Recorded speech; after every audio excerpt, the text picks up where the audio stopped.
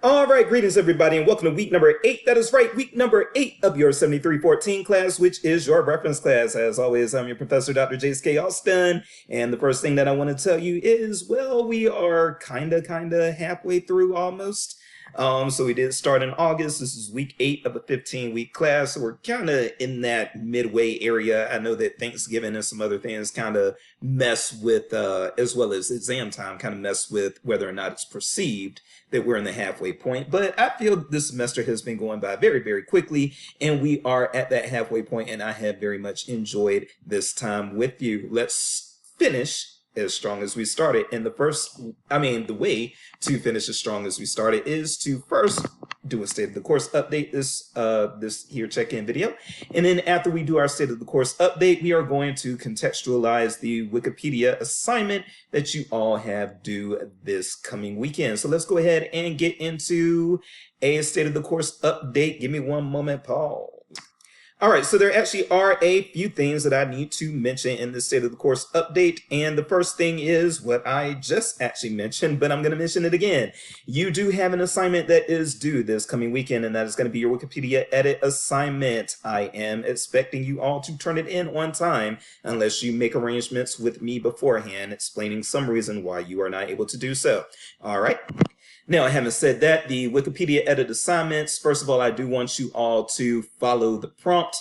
I have written things in the prompt. I want you all to follow directions. One thing that I do need to mention, first of all, is that you do need to cite sources, and I have actually put that in a course announcement before. So that wasn't just in the optional video, that was actually in the announcement that you all have to read, that yes, you are required if at least in my classes, you are required if a paper tells you to cite sources, then that means, or if it tells you to use a citation style, then that means you cite sources. If you were not expected to cite sources, I would not be telling you to use a citation style. There's no need to use a citation style if you are not citing sources. You all are in graduate school, so I am expecting you all to build on the knowledge, on the data, on the theories, on the opinions, etc., on the research of other people. That is what you do in graduate school. So yes, you do need to be incorporating other sources into your Wikipedia edit assignment.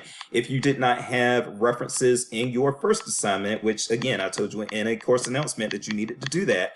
If you did not have references in your first assignment, I counted off, and I am getting through. I'm about halfway through with grading the virtual reference assignments. And yes, some of you did not cite sources, even after I said in an announcement to cite sources. Cite sources on this Wikipedia edit assignment, or you're going to lose points again, okay? Now, please, mind you, this is not me trying to be a hard ass or me trying to be hard on you or anything like that. But again, I am expecting you to do graduate level work when you are in graduate school. And that would be graduate level work, scholarly work, incorporating other information, other sources into the work that you produce, okay?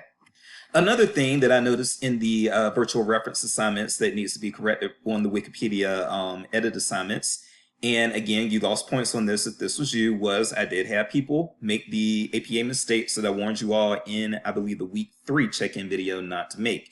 So the best I can do is warn you ahead of time. And I said in that announcement, hey, unless you are absolutely sure, like you've had me in a class before, or you are otherwise absolutely sure that you have APA mastered, if you have any doubts, please watch this video, because I'm telling you, there are students who make the exact same mistakes that I warned them ahead of time in a video not to make. And sure enough, yes, I did have some people make those mistakes that I told them not to make in that check-in video. If you made those mistakes, yes, I did count off, and I did also refer you back to that check-in video to say, hey, I already explained how you can avoid losing these points by following these directions, following this advice. Please go back and follow that advice so that I don't have to mark you off again, okay? One thing, and I'm sorry, because I know that this is going to possibly come off as me being a little too adamant. But again, what I do when I'm hard on you all, it is to have you all be successful. And that's one thing that I need for you all to realize. If I don't impart certain skills and certain discipline into you all, then when you hit the job market, people are, first of all, they're not going to, yes, they might hire you if you interview well, but they're not going to want to promote you. Word travels fast in this field, so they might not want to do recommendations for you to get another job and that sort of thing. And there is an expectation that librarians know citation styles. There are some academic libraries that actually have their librarians do support for citation styles for their students. But even if that's not a place where you end up, if you end up at an academic library where that institution actually has a writing center that handles citation and that sort of thing, or even if you end up at a public library and you don't have to deal with citation often, you still might have to deal with it from time to time. A patron may come to you saying, hey, can you help me cite something? And yes, you might be expected to at least help them along. Now, I would say, I would add that disclaimer, I can only give you guidance. I am not responsible if this is wrong. I would add that disclaimer. I used to add that disclaimer, but I would help people out with citation styles, especially APA, since that was my discipline. And so if anybody is thinking to themselves that I'm just being unnecessarily hard on you by making you do things right, first of all, as a teacher, I should be making you do things right. I think I mentioned before that I got dinged on a student evaluation before from a student who said I was nitpicking by making them do APA correctly. As a teacher, I'm supposed to be making you do things correctly, and it's actually unfortunate that there are people in graduate school who don't think that that's the case. Yes, as a teacher, I should be making you do things correctly so that when you hit the job market, you seem competent and then people want to hire you and pay you. Otherwise, what are you in this program for? Okay. So clean up your APA, and then also, yes, some other things that I just want to warn you all on. Please, for instance, abide by word limits or page limits if I put something like that in there. I know that when you're in K-12, for instance, it can be actually, sometimes your teachers can actually be happy when you do more work than is expected and you turn in, for instance, a 20-page paper when the assignment tells you to turn in a 3-page paper. Sometimes that makes people in middle and high school impressed, those teachers. It does not impress me, not at all. What I'm looking for is to know, because this is professional school, and what I'm looking for is to know that you can follow directions. So if I tell you to write a 3-page paper or a up to 3-page paper, write a 3-page paper or up to 3-page paper, okay? You're not going to impress me by doing more work for me to read than I told you to do, okay? And then I do also want to say, I don't know who it is, and you don't have to tell me. Whoever it is, I probably don't even need to know. But whoever is telling our students, and this is, I think, a new development because I just heard about this summer for the first time, and I've been here since 2018. But whoever is telling our students that you cannot use first person in academic writing is just flat out wrong. That's not true. The paradigm nowadays is for people to actually, researchers who do qualitative research particularly, to actually do it in first person when the situation calls for it, which with qualitative research like ethnographies and things like that is pretty often.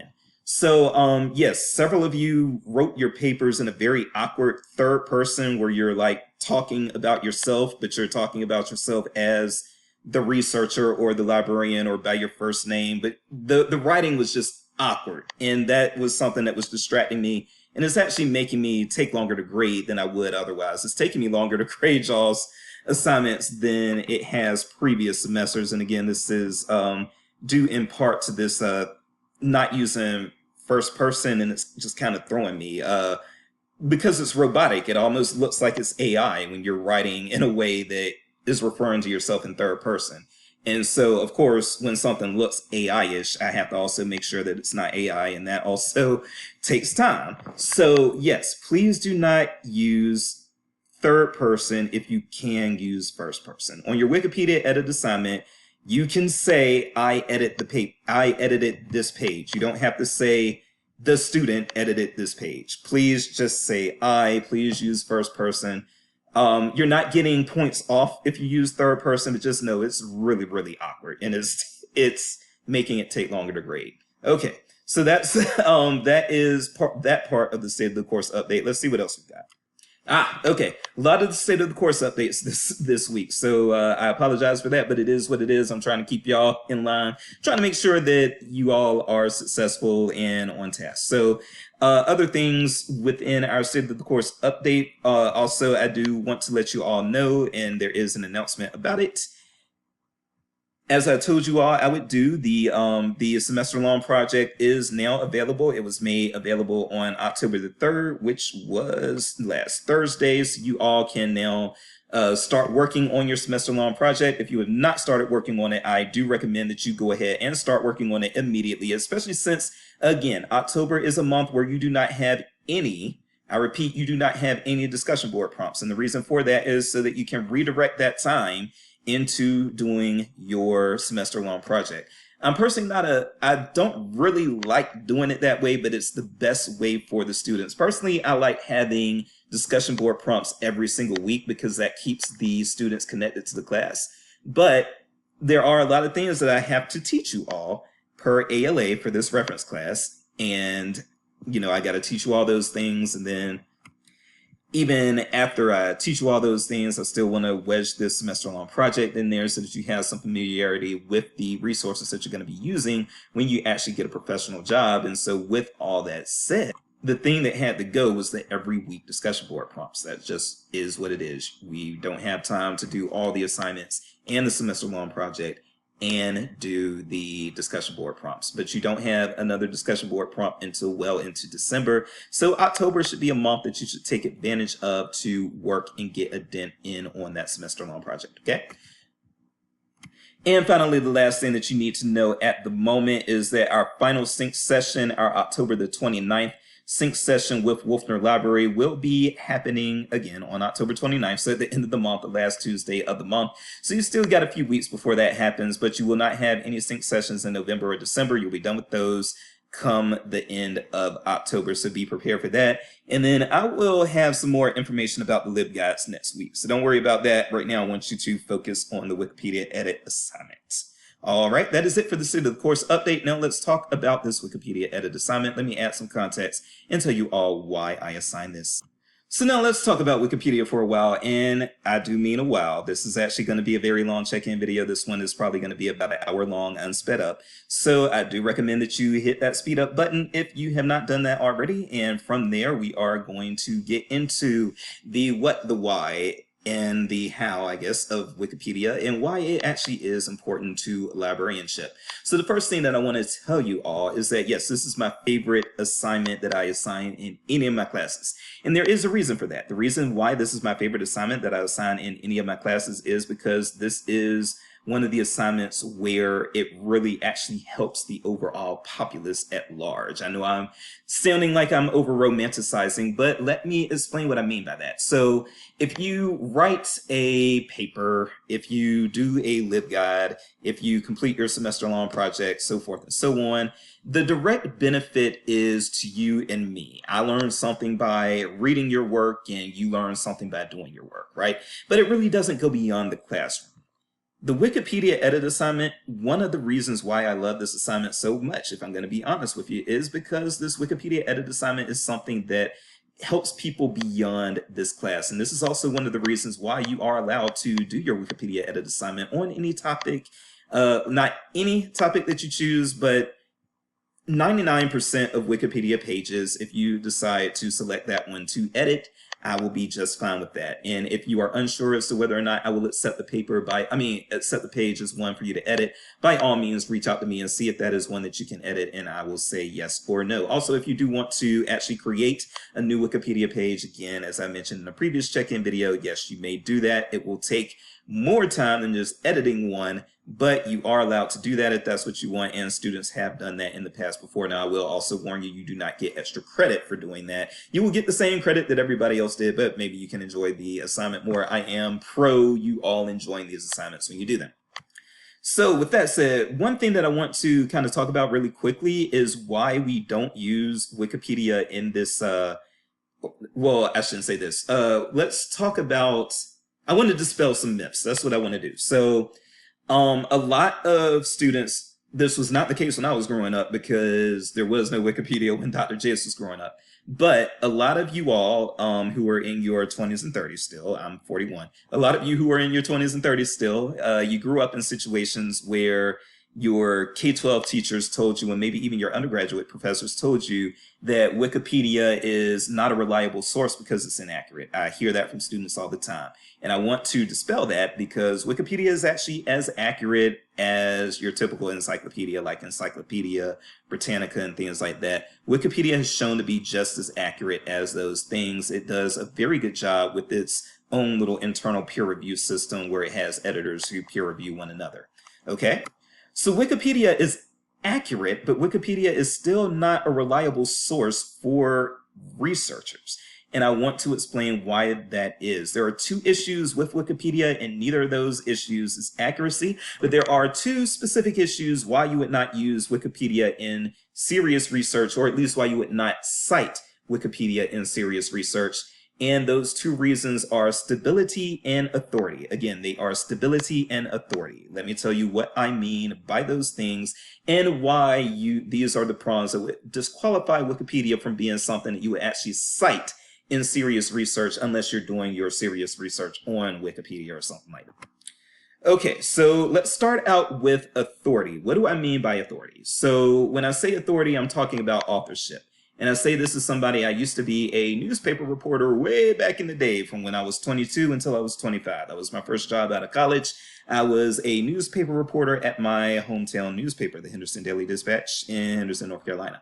Now, I wrote stories for a living and I had bylines. I had lines that said, "This is by Jason Austin." So I had those bylines on my stories, right?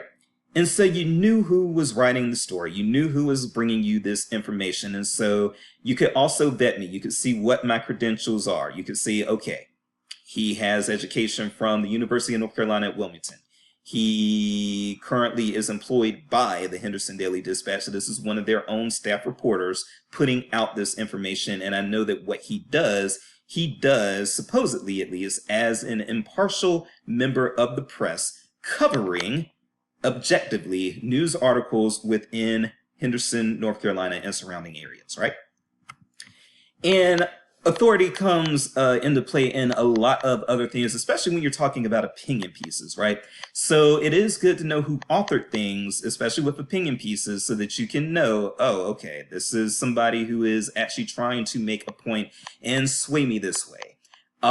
But even with non-opinion pieces, objective pieces, it is still very, very, very important to make sure that you check who your authors are and make sure that they are people who should be writing about a subject and people who can be trusted to write accurately about that subject and to not try to sway or mislead unless that is the actual goal of the piece. And so let's take a few examples from that. So let's talk about, for instance, Tucker Carlson, all right? So we know Tucker Carlson is a conservative writer. We know that Rachel Maddow is a liberal writer. Let's say that I read a piece that was in a newspaper and I'm thinking, okay, this is an objective piece that is just telling me about, let's say I'm reading the piece and the piece is about a person who used to be a Republican governor of North Carolina who retired, right? Something like that, okay? Just coming up with an example off a whim. And then let's say that I read this piece and I'm thinking, oh, this piece is really making this Republican governor look like a terrible, terrible person, but it's subjective, so you do what you got to do. It's just telling me what this person did. And then I go back and I read the byline, and then I see the byline is Rachel Maddow. It's by Rachel Maddow. Now I'm like, I'm not sure that this is an objective piece anymore, even though it is presented as one, because I know that it's written by somebody who is a pundit who does a lot of opinionating on television, okay? So now I'm calling the authority out in question, and now I'm thinking, I also know that Rachel Maddow, she is progressive, she's with MSNBC, and now this thing that she's written, and she's trying to make this Republican governor look bad, or the piece makes the Republican governor look bad. Maybe she wasn't necessarily doing that. Or maybe the author wasn't necessarily doing that. But then I see that the author is Rachel Maddow. And now I'm thinking, well, now there might be a chance that the author really did intend to make the Republican governor look bad. So that is why it is important to know authority, authorship, and that sort of thing. And that is not something that's readily available and apparent in Wikipedia. So when you look at a Wikipedia article, you will see that there's no byline. It doesn't say by such and such, because that article has been edited dozens and dozens of times, if not hundreds and hundreds of times, by a bunch of different people. And probably at this point, it will be a task to even find out who originated the article. You find that person's Wikipedia username and all that stuff, but then you have to go and find out who that person is, right? So really, it is really hard, in fact, too hard to try to find out who added what information to a Wikipedia article, okay? Yes, you can go through the article history and see the usernames and everything, but people can't really be realistically expected to do that when people are so busy, right?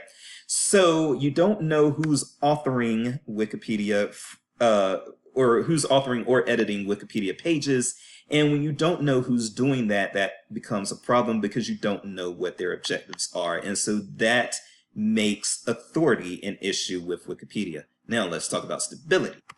All right, so I said the other problem is stability. Now what is meant by stability? Well, I'm here to tell you. What kind of professor would I be if I weren't? All right, so stability. Stability means that the source will say the same thing on January 1st, 2024 that it's going to say on January 1st, 2034. And we all know that Wikipedia does not say the same in that way. It is unstable, therefore, because it does not stay stable and say the same thing from one day to the next, 1 week to the next, 1 month to the next, 1 year to the next. All right, so let me tell you how this can actually mess with accuracy even when things were accurate when the source was recorded. And let me tell you, and let me explain, this will take about 5 minutes to explain, so again, speed this up, but let me explain how the stability issue can wreak havoc for researchers, okay?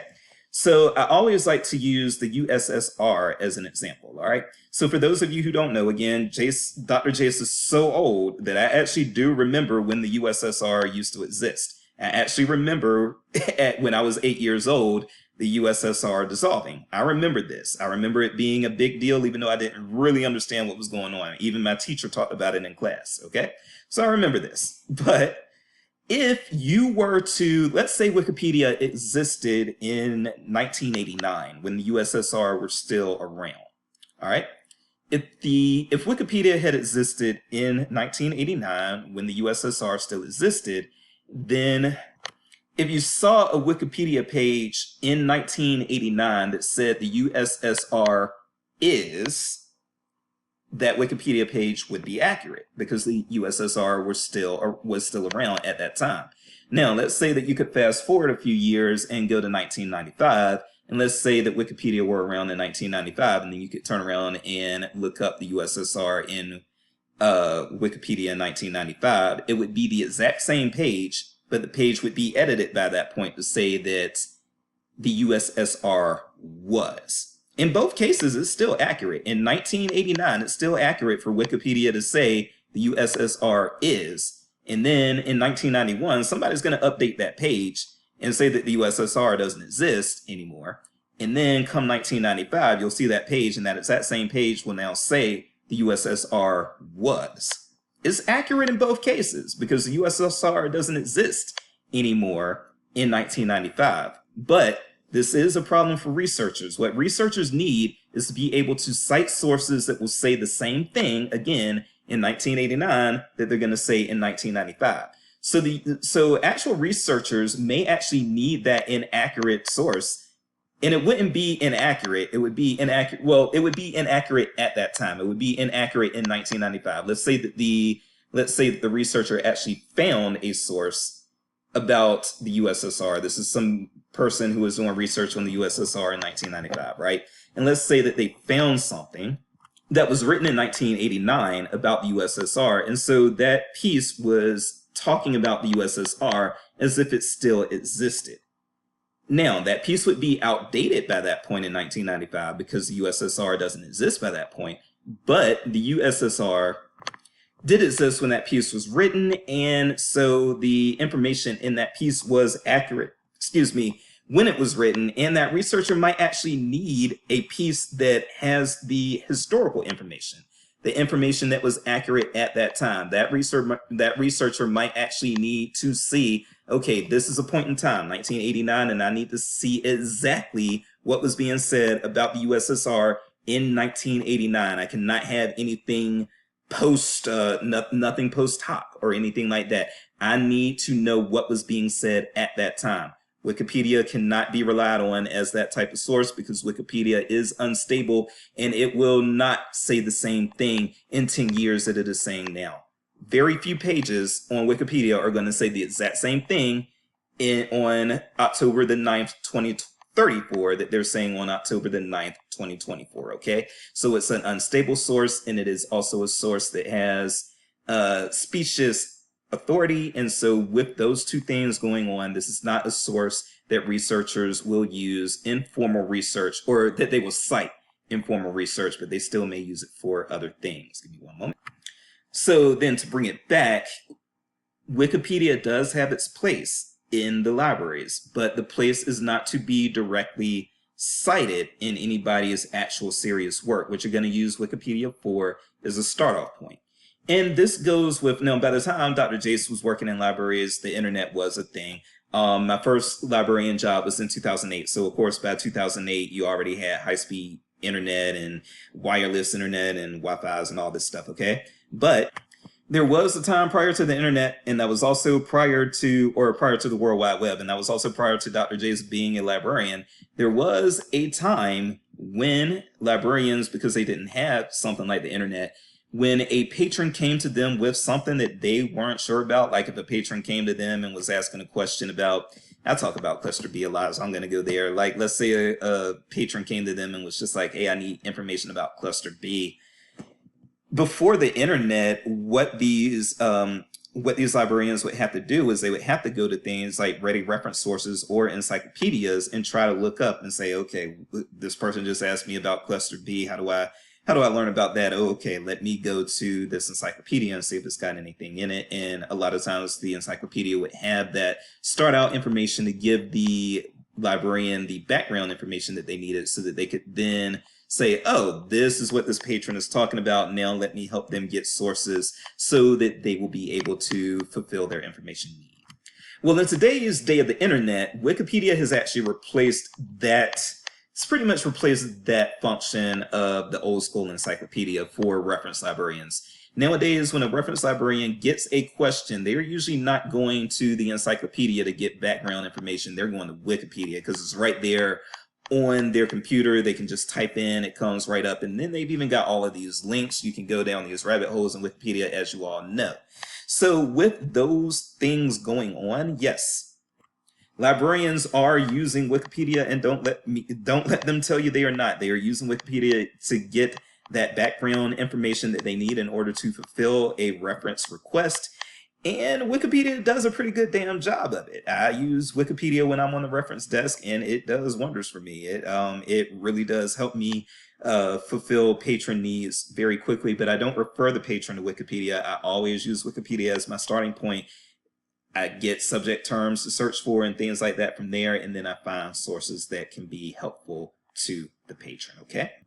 So with all of that said, I hope you all realize then that Wikipedia does have its functions. It does have appropriate functions in libraries, and it is not as inaccurate as your previous teachers may have told you in the past. So I want that to be clear. So those are the main things that I wanted you all to know when it came to Wikipedia and why you have this assignment and why Wikipedia is important in libraries and that sort of thing. But now I do want to take it a step further. If you want to check out on the video now, by all means, you can do so, because now there's going to be some other soapboxing that I'm going to do that's not directly related to the assignment. However, it will still contextualize the assignment a little bit more for you if you do want to watch the remaining. Again, this will probably be another 20 to 30 minutes, but again, I hope you sped it up. And the links that I'm going to be discussing, I'm going to put those links in the announcement for you all so that you can refer to them yourself. But there's some other things that I want you all to take away from this Wikipedia assignment, this Wikipedia edit assignment, and let's talk about those things right now. So the first thing that I want you all to take away from it is that there are these things called Wikipedia editathons that go on pretty often, and you can find information about Wikipedia editathons on A lot of times on professional listservs, you can also find them through Google News searches or just through Googling and that sort of thing. But a Wikipedia edit-a-thon is basically where, because people understand, scholars and serious people understand this, again, is why I tell you all that Wikipedia should not be disregarded as an information source just blanketly, because there are times when you are going to use it as a librarian. But yes, one of the things about Wikipedia is serious people edit Wikipedia because serious people do use Wikipedia. And so what you find is a lot of in a lot of different fields, they will just have edit-a-thons where people, professionals within that field, will set aside time to actually improve Wikipedia. They set aside block amounts of time to actually improve Wikipedia. So an example of this is like in the healthcare field, nursing and healthcare, you will actually see Wikipedia edit-a-thons where doctors and nurses and people who are professors in health sciences and that sort of thing, they actually block out time, 2 to 3 hours maybe, and they just go in and they find Wikipedia pages on their subject of expertise or that deal with something that they are experts in, and they go in and enhance those articles. Librarians are also doing a whole lot of this. You will find a lot of librarians doing a whole lot of work on Wikipedia edit-a-thons because we are the people who have access to all of this information. We are usually the ones who know how to get around these paywalls and all of that. It's our job to know that. So having said that, unfortunately, I couldn't find an example of an upcoming Wikipedia edit-a-thon because I prefer, when I talk about Wikipedia in check-in videos for my reference classes, I prefer to find a Wikipedia edit-a-thon that is coming up in the future so that if my students actually want to participate in it, they can. I did not see any that were coming up in the future, so the best I could do was just to talk a little bit about one that was recent. This one was a couple of months ago. But what it was, again, Wikipedia edit-a-thon helps close information gaps on Santa Barbara's history. So it was probably people who work in the history field in universities near Santa Barbara, as well as probably librarians and archivists in Santa Barbara, probably also graduate students in Santa Barbara, all sorts of things like that. These types of people probably all came together to do this type of work and to improve the Wikipedia information regarding Santa Barbara's history, okay? So these are serious people, again, who are doing serious work. These aren't just some goofballs who were just messing around and just putting nonsense on the internet. Wikipedia has a very good peer review system. And so some of the people who put the best information out there are the people who trust Wikipedia's peer review system, and that would be the professionals. And so they go out there and they put that information out there for the general public to access for free, knowing that this information can help the general public, but can be it's more helpful to them if it is free. So they make it free. They make it easy to access and a very popular source, and that helps everybody. And so I do hope that some of you all, if you enjoy doing your Wikipedia edit on this assignment, I hope that you will also do Wikipedia editing in the future in different, just in different, in different scenarios. Okay. So that's the first thing that I wanted to mention. So we got through one, we got two more. All right, so the next item that I wanted to talk about a little bit is going to be bias on Wikipedia, and specifically gender bias. That is the bias that Wikipedia has the most issues with. There are racial biases and things like that as well, but Wikipedia's, at least their standard English form that is used here most commonly in the United States, they've got a really big problem with gender bias, so much in fact that they've even got a page about their own gender bias issues, okay? So again, when we talk about these Wikipedia edit-a-thons and everything that I was just talking about, another thing that they have edit-a-thons in is with social justice issues, and that includes things like feminism, wherein you do again see that Wikipedia is they tend to downplay. I don't think it's purposeful, but it's part of that subconscious bias that we got to talk about, right?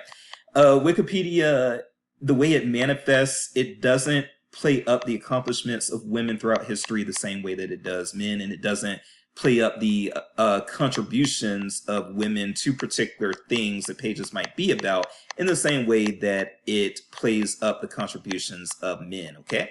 And I'm not gonna, this is already gonna be a long video, so I'm gonna link to this, but I'm not gonna read it. But there's some pretty interesting stuff going on here, right?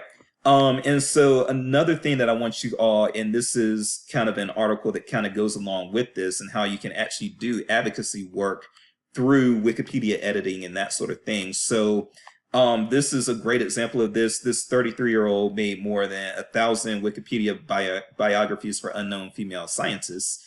So there were female scientists who were not getting the recognition and credit for the accomplishments and contributions that they had made.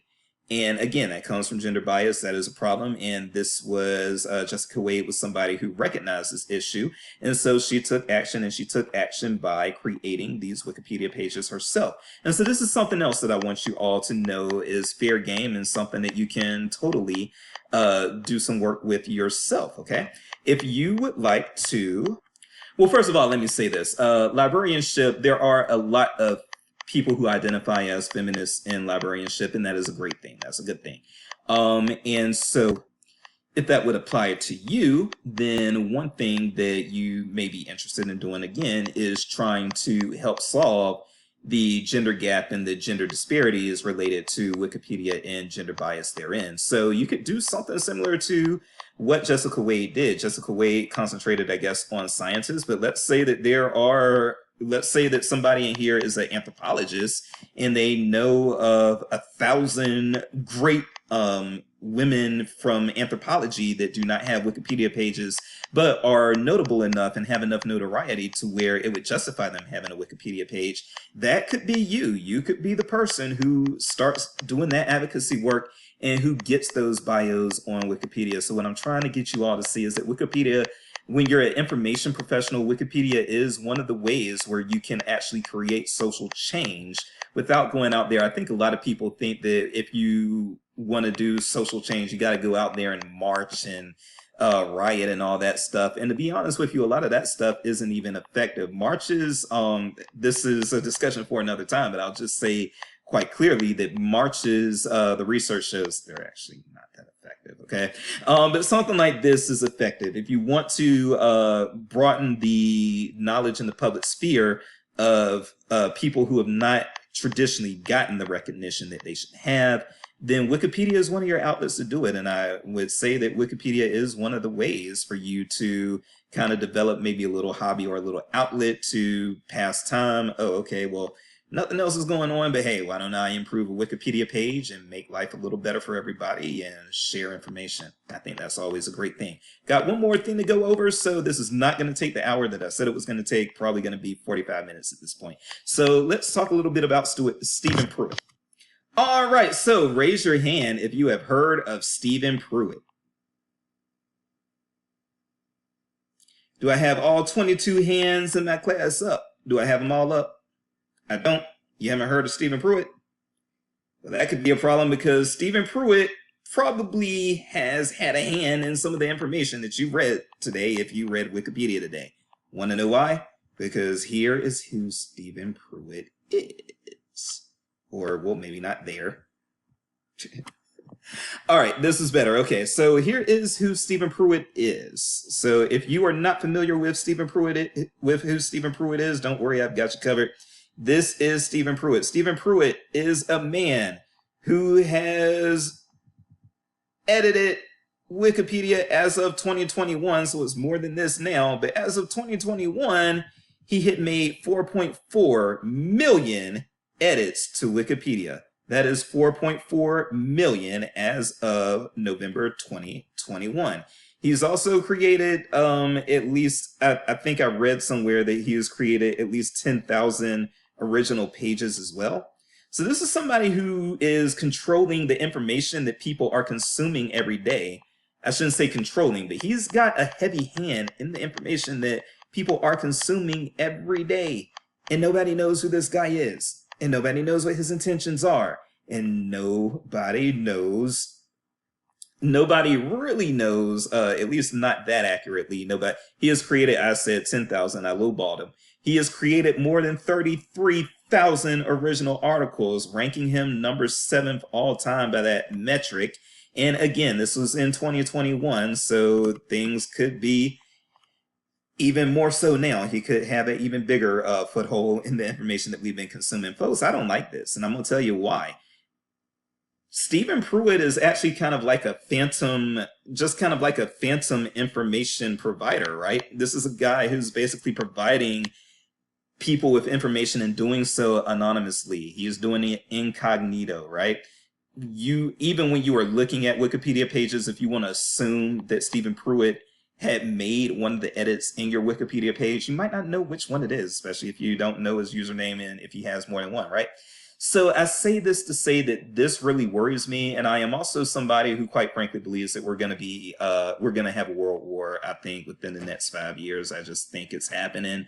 You've got a Russia-China-Hezbollah alliance coming up, and you've got there's a lot of scary stuff going on in the world, and I've heard from, not that they're the most credible sources, but they will tell you some things that you won't hear on the news. So I will say that at this point, I've heard I repeat, 5 military wives tell me that war with China is inevitable. And I think that in the current situation where you've got Russia and Ukraine, and you've got Hezbollah and Israel, and you've got China and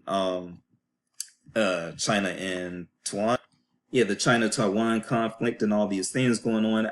There is a lot of potential for war, and I study what's going on in Africa too, and I can tell you that there are West African nations that are starting to get people in NATO very upset. They're getting the French very upset, and there are some African countries such as Burkina Faso that are also dealing with Putin. So things are getting very, very serious and very, very dangerous and scary in the world right now, right? And what I look at is the information piece. And I'm going to tell you even, I know it seems like I'm rambling, but I promise you there's a point to where I'm going with this on the information piece, okay? One thing that I think that governments are going to ramp up doing is using things like social media to try to divide populaces in other countries. We already know that that's happening, right? We already know that that has happened. We know that the Russians and the Chinese have tried to use social media to tear Americans apart. And I'm quite sure that Americans do the same thing with other nations. Now, I don't follow politics the way that I used to when I was younger, but I will say that one thing that I'm seeing in the current political environment, and that is very polarized in this country right now, as you all know, that I don't think people are hip to. I don't think people are even wise enough to realize that this is happening. Again, Hezbollah is very strongly allied with Russia. So we're talking about Hezbollah in Iran. We're talking about Hezbollah in Lebanon. I'm sorry. We're talking about Iran as well. We're talking about Russia. Okay.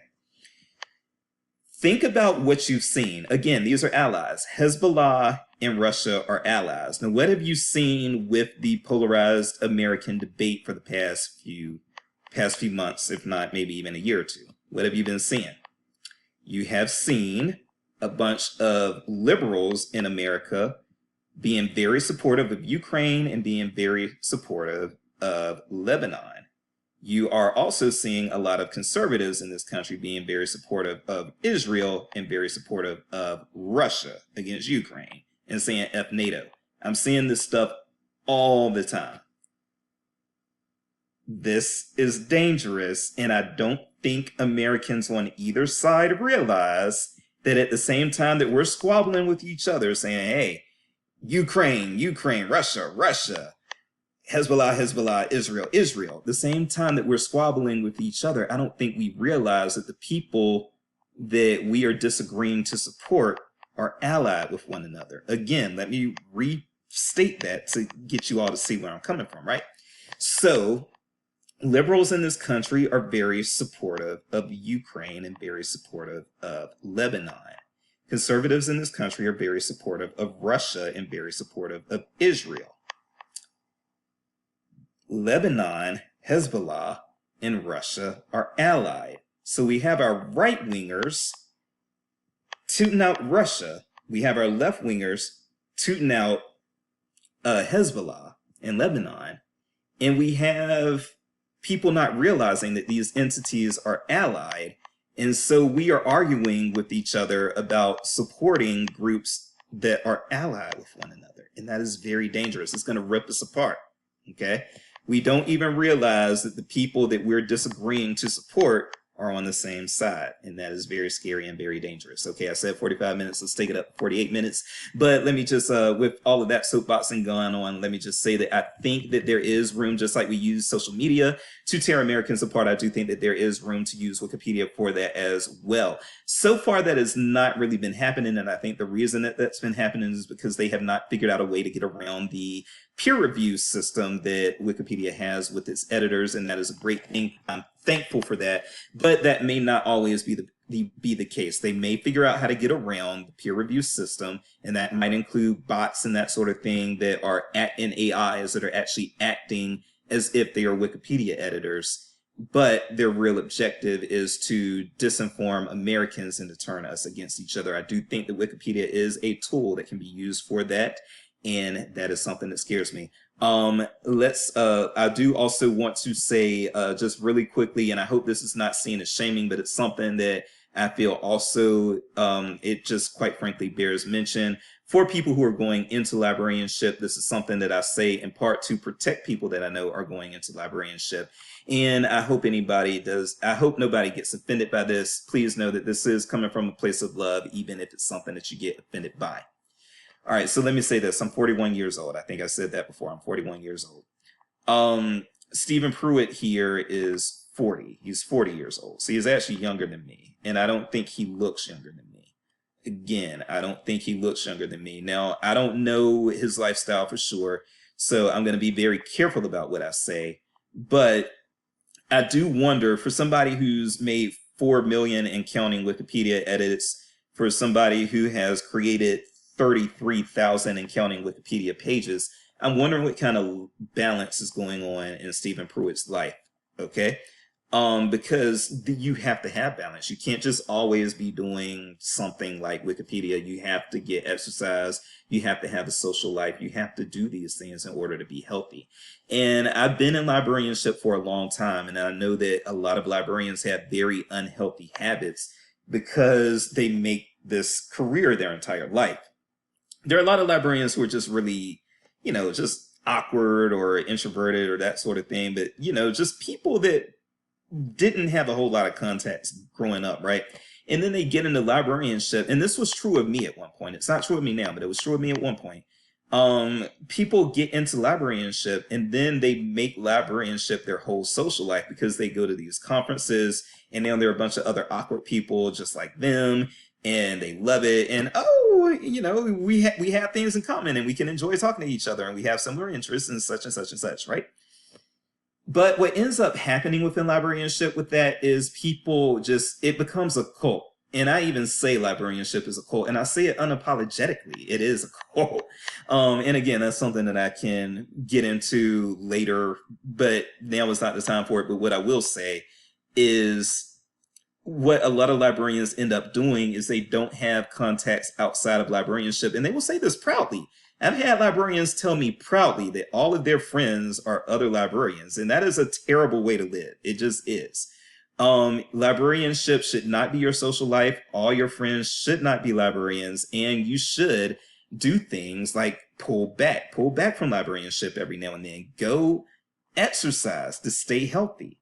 Again, I don't know his lifestyle choices, so I don't want to say too much, but what I will say is I exercise. I do.